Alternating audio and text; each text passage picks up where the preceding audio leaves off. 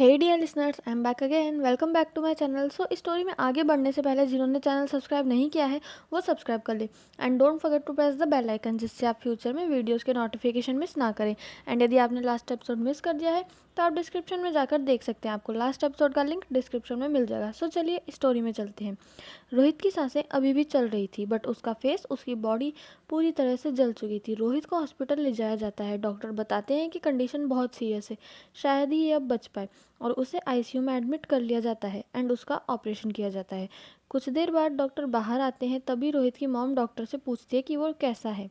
But doctor बोलते हैं हमने क्लीनिंग तो कर दी है, बट उसके पहले के ज़ख्म अभी भी नहीं भरे, और इस इंसिडेंट के बाद उसके ज़ख्म और गहरे हो गए हैं और उसकी बॉडी वीक हो गई है और अभी कुछ नहीं कहा जा सकता। इतना बोलकर वो रोहित के डैड को उनके कैबिन में आने को बोलते हैं। रोहित के डैड: क्या बात है डॉक्टर साहब, सब ठीक तो है ना, मेरा बेटा ठीक तो हो जाएगा ना?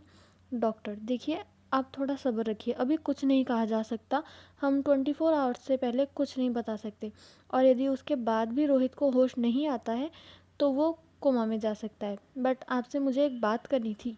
रोहित के डैड: जी बोलिए, क्या बात करनी थी? डॉक्टर: देखिए, एक्चुअली रोहित की बॉडी के साथ साथ उसका फेस भी पूरी तरह से जल चुका है। अगर आप चाहें तो हम उसके फेस और बॉडी की सर्जरी करें।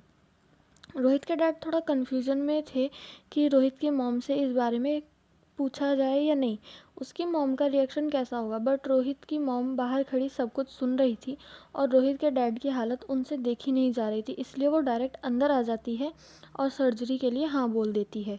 डॉक्टर: क्या आप श्योर हैं इसके बारे में? क्योंकि यदि इस बार रोहित के फेस पर कुछ भी हुआ तो उसका फेस कभी ठीक नहीं हो पाएगा। रोहित मॉम: जी आप सर्जरी कीजिए, हम पूरा ख्याल रखेंगे। डॉक्टर: एक बात और, ये कोई इंसिडेंट नहीं था, रोहित को किसी ने जान से मारने की कोशिश की है। सो अच्छा होगा आप लोग पुलिस को इस बारे में इन्फॉर्म कर दें, हम सर्जरी की तैयारी करते हैं। इतना कहकर डॉक्टर वहाँ से चले जाते हैं। डॉक्टर रोहित का ऑपरेशन करते हैं और 23 आवर्स में रोहित को होश आ जाता है एंड डॉक्टर बताते हैं कि रोहित अब सेफ़ है, बट उसके ज़ख्म भरने में वक्त लगेगा एंड उसे फुल बेड रेस्ट करना है। आप लोग इसका ध्यान रखिएगा। अब मैं चलता हूँ। आफ्टर सम डेज़ रोहित अब भी एडमिट था, तभी उसकी मॉम उसके पास आकर बैठती है। रोहित की मॉम: रोहित, तुझसे एक बात पूछूं? रोहित: हाँ मॉम, पूछिए। रोहित की मॉम: बेटा ये सब कैसे हुआ? रोहित: अरे मॉम छोड़िए ना ये सब बातें, सब मैं ठीक तो हूँ बिल्कुल। रोहित मॉम: रोहित तुझे मेरी कसम है, तू मुझे सब कुछ सच बता। एंड रोहित पूरी बात उसकी मॉम को बता देता है एंड बोलता है, mom I love her so much, मैं उसके बिना नहीं रह सकता। रोहित मॉम: अब तू उससे कभी नहीं मिलेगा, समझा? जितना तू उससे प्यार करता है उससे भी ज़्यादा मैं तुझसे करती हूँ, मैं नहीं चाहती कि मेरे बेटे को कुछ भी हो। रोहित: और यदि मैं कभी उसके सामने आया तो क्या कहूँगा उसे? रोहित मॉम: यदि तू कभी उसके सामने जाएगा तो भी वो तुझे पहचान नहीं पाएगी, क्योंकि और इतना बोलकर रोहित की मॉम चुप हो जाती है। रोहित: क्यों मॉम, बताइए।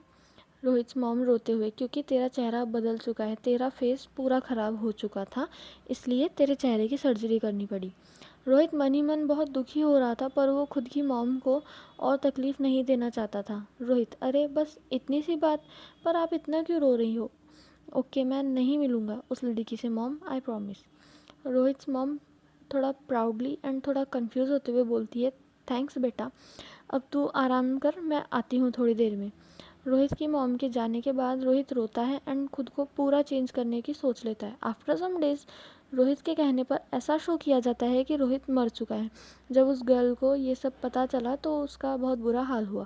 रोहित बस एक आखिरी बार उसे दूर से देखता रहा, वो रो रो कर पागल हो चुकी थी। बट तभी रोहित उस गर्ल को किसी और गर्ल के साथ देखता है जो उससे समझा रही थी।